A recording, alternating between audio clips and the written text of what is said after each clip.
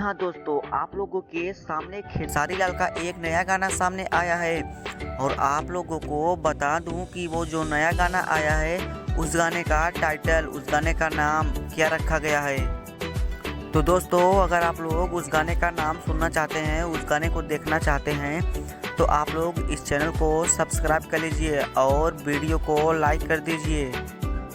तो दोस्तों, मैं आप लोगों को बता देना चाहता हूँ कि वो जो नया गाना आया है उस गाने का क्या नाम है। तो दोस्तों, उस गाने का नाम है पढ़े जालू एतवार के। उस गाने का नाम है पढ़े जालू एतवार के और उस गाने को सिंगर जो उसके हैं, उस गाने के सिंगर है खेसारी लाल यादव और शिल्पी राज। और अगर दोस्तों बात करें कि म्यूजिक को जो लिरिक म्यूजिक दिया है वो अखिलेश कश्यप जी हैं और जो गाने को म्यूजिक से सजाया है उनका नाम है VR वर्मा। और इस गाने के कंपोजर जो हैं वो शुभम तिवारी जी हैं और वीडियो डायरेक्टर जो हैं पवन पाल हैं। इस गाने के जो वीडियो डायरेक्टर हैं वो पवन पाल हैं और एडिटर हैं अंगद पाल।